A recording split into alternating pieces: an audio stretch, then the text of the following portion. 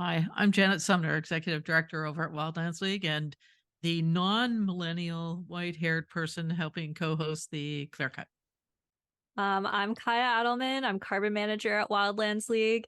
And I'm actually Gen Z. I'm not a millennial. I found out I'm a cusper because I was born in 2000. Well, So there yeah. you go. We're both from Wildlands League. It's a Canadian conservation organization. And we're here today to talk to you about a very exciting project that we've been working on for, I think it's a little bit less than a year, right? That's right. For decades at Wildlands League, we've been challenging Canadian forestry to do better. Yet we still are logging old growth across Canada and we're burning trees for fuel. In fact, we're shipping it to other countries to burn. And you could drive a truck through the loopholes in forest carbon accounting. Our answer is to host The Clearcut. It's a podcast. It's dedicated to exposing the myths, promoting the change we need before it's too late, quite frankly. Right. And we've been working with, many different stakeholders on these issues, indigenous communities, other NGOs, government, and the industry. And we realized that there hasn't yet been a construction of the wider picture of forestry in Canada. And especially recently, there's been a lot of coverage about all of the wildfires in Canada.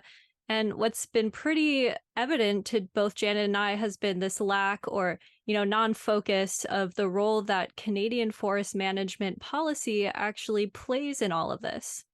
Many people think it's just the fact that the climate's warming, but there is a role for Canadian forest management policy in all of the discussion around wildfires and, in fact, around sustainable management.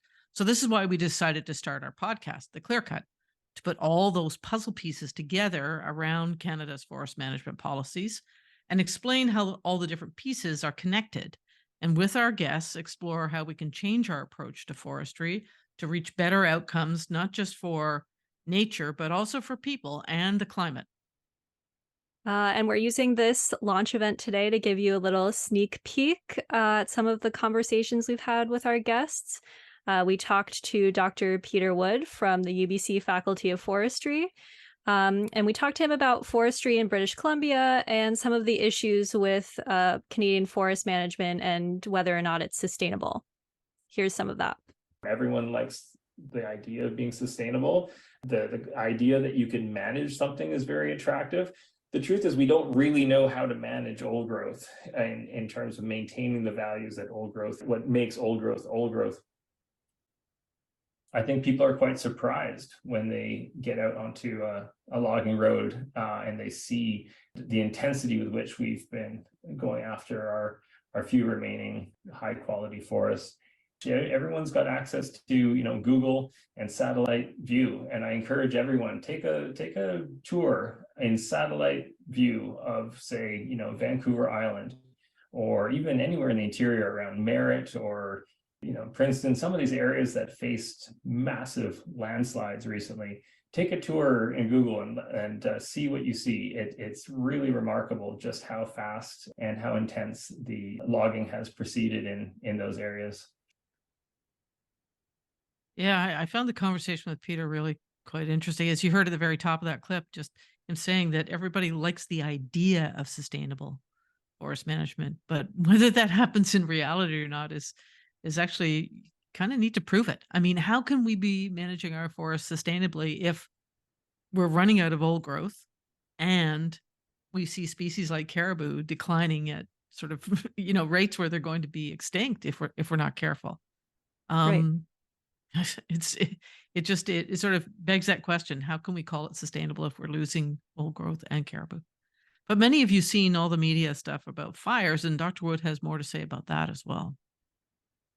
We are facing a climate change scenario where a lot of our forests burn and don't come back in the interior. We were looking at possible fire prone ecosystems where there never used to be fire, right? So what kind of forests do we want to best withstand these coming pressures? We really have to think about that. Yeah, one of the reasons we have Kaya and I doing this podcast is because we wanted these two different generations to be having this conversation.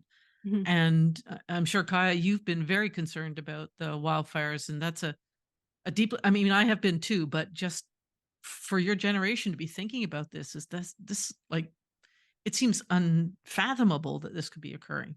Yeah, it kind of feels like you're growing up in kind of an apocalyptic state, especially with all of the smoke that's been blanketing all the major cities in Canada and the Northeast US this summer. It really makes you think more about kind of what your future is going to look like, and, you know, whether or not it's worth saving for retirement, or, you know, these are all things that I think are on the minds of a lot of people, you know, in my age group. Yeah. Well, we also got a chance to go over the rationale behind forest management and how it's evolved with our senior forest conservation manager, Dave Pierce. My understanding is when we suppress fire, we can only do it for so long. And then we get like big, more catastrophic fires, which are becoming more and more common, partly because of climate change, but also because we've attempted to suppress fires over the last 100 years to harvest them for fiber instead of letting forests burn.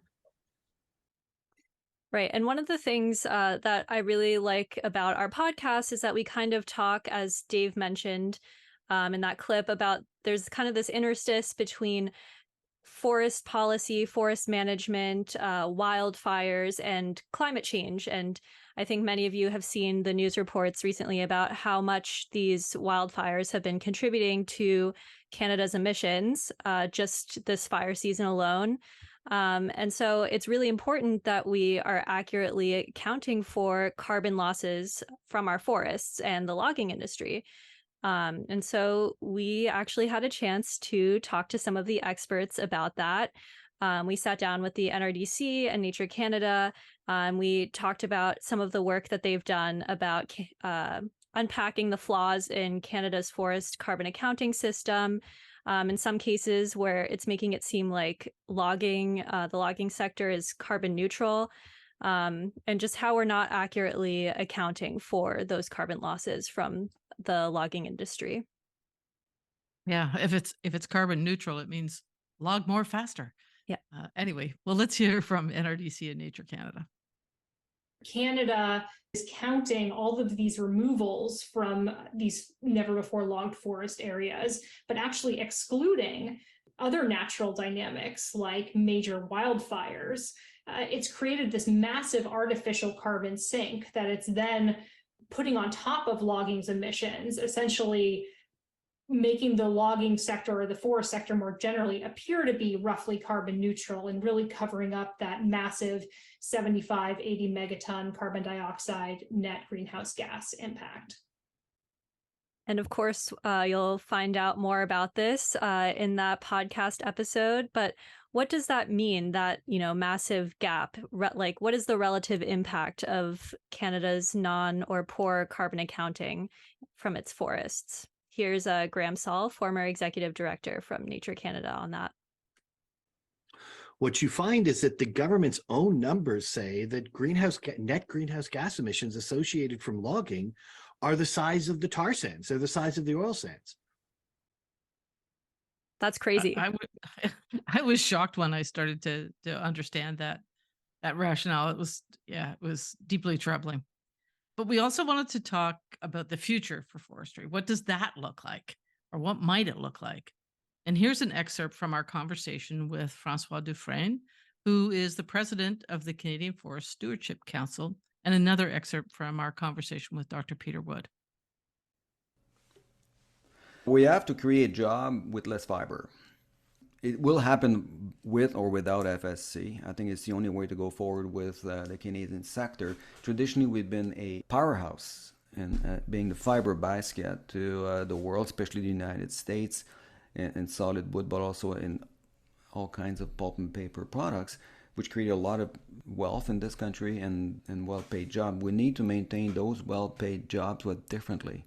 And there's no other way than to invest in high-value products using less forests, but further transformation, and keep our fiber here in doing so, but also create value in local communities with ecosystem services and carbon, and diversify those economies with those revenues. What can we do to maximize employment per cubic meter Okay, so not looking at maximizing cubic meters, but maximizing the value we get for every tree. And we know that, there's areas even within Canada that get up to 5 times the number of jobs per cubic meter, such as Ontario, because Ontario has a more developed secondary manufacturing sector, making hardwood floors, guitars, cabinet making. There's so much more that can be done. I love that sentiment, and to really be thinking about what does forestry look like where we maximize the number of jobs that are coming out of every tree that we cut. And I think that's really where we have to go. But today I'd like to give the last word to Anthony Swift. We're in Climate Week, so I want to hear what Anthony has to say. He's the director of the Canada Project International Program at Natural Resources Defense Council. By failing to acknowledge those emissions and take action to reduce those emissions, we're foreclosing an opportunity to dramatically move forward with a dramatic set of natural climate solutions that could have a much larger impact on climate than the policies the Trudeau government is moving forward with now. Yes, we need to get the policies right because Canada's forests are some of the world's most precious resources. They're home to a wide range of species. They carry immense cultural value for the Indigenous people who live here. And they store an inordinate amount of carbon. Yet they're on fire. And as the climate and biodiversity crises accelerate, our industrial footprint for forestry is actually continuing to expand into new intact areas, while our forests are at a tipping point. So there needs to be a conversation about how we can protect our forests. Right. I really like that, Janet. Thanks for that. Yeah, if you're watching this and you want to follow us on our journey to better learn about forest policy in Canada and what we can do to protect our forests, we're at that tipping point. It's time to talk about it now. Listen to the Clear Cut. Listen to our podcast. Our first look is available now on our website, www.wildlandsleague.org/theclearcut, or wherever you get your podcasts. You can also find out more about the podcast by following us on our social media. That's at Wildlands League on Instagram, Twitter, and Facebook, and also LinkedIn for all of you professionals out there. Yeah, thanks so much for watching our launch event. Thanks, Janet. Thanks, Gaia. I'll count us off.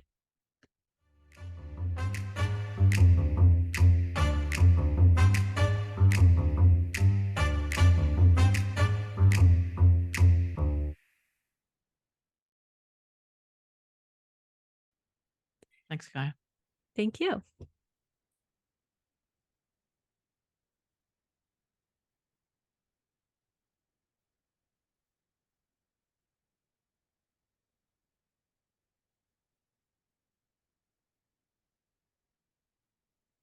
Not doing final music. Sorry. It's okay. We're going to do another recording.